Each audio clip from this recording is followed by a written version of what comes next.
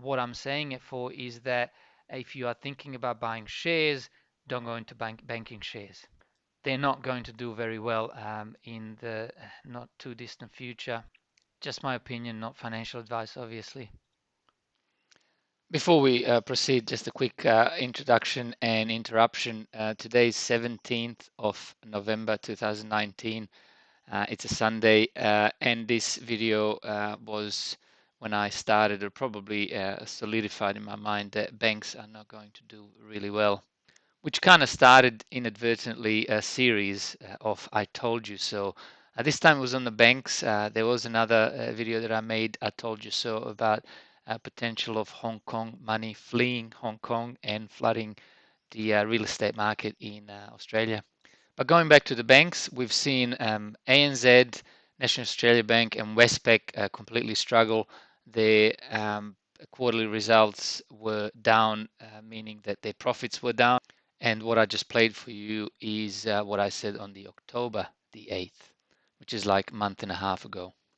So we are completing the circle today because the last fourth bank of the four large banks in Australia, Commonwealth Bank, also released results this week. So we'll close the circle and we'll find out what's next. Also, my next video is going to be on, so stay tuned.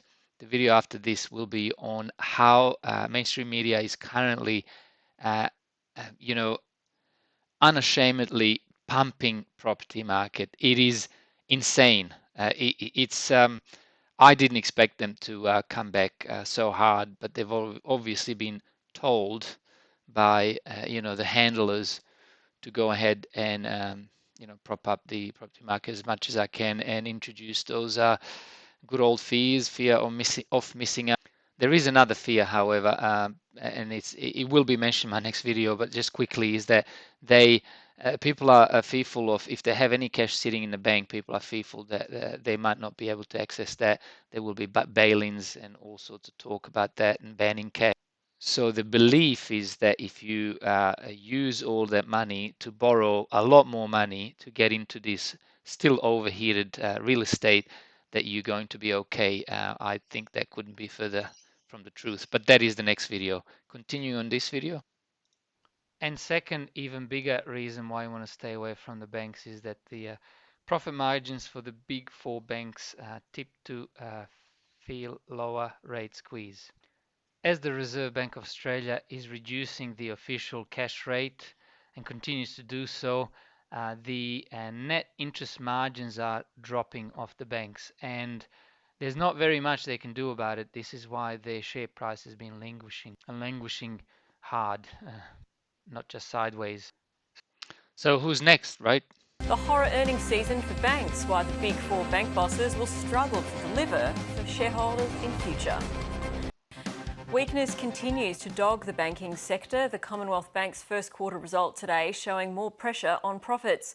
However, it's not as bad as it could have been, helped by the bank's delay of passing through its rate cuts to customers by around 3 weeks. Unaudited first quarter net profit was down 8% to $2.3 billion. This follows an 8% drop in full-year profit reported back in August. It's a trend seen across the Big Four. Recently, Westpac reported a 16% drop in full-year profit, NAB was down 14% and ANZ's profit slipped by 7%.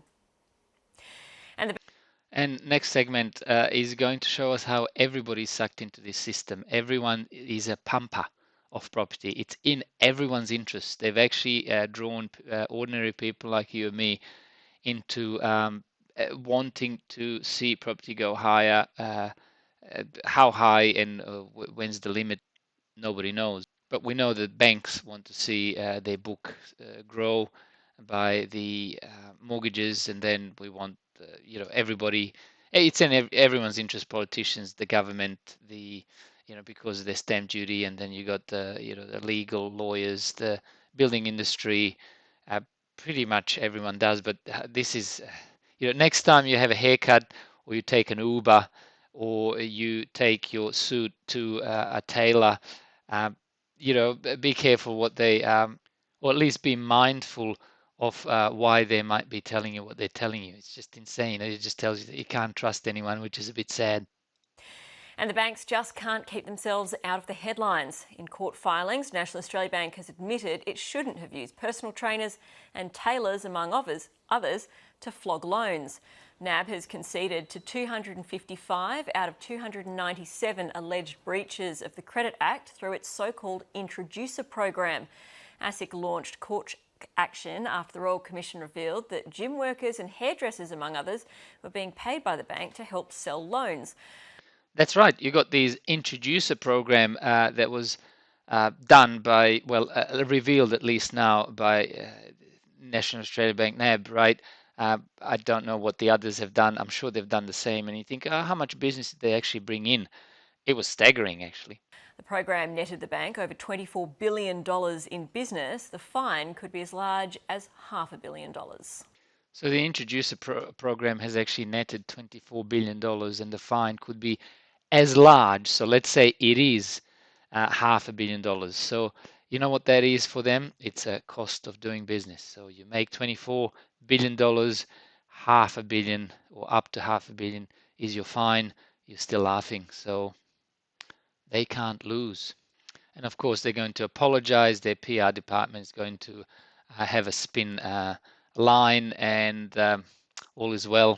Life goes on until the next scam. But like I said, my next video is going to be on how blatantly property is being pumped at the moment, and that is very dangerous. It's setting up for in my opinion, a pinnacle in sometime in January, maybe around January 18th. There is a video I made on that, that there may be some sort of turning point.